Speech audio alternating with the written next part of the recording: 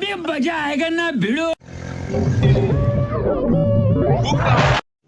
रुको जरा, सबर करो.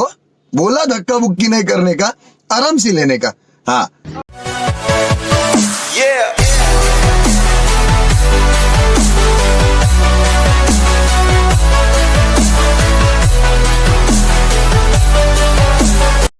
ऐक ना माझ्या गुलाबाच्या फुला, काही सांगायचंय तुला. एक क्षणभरही करमत नाही, म्हणून आता ठरवलंय बायको बनवायचंय तुला.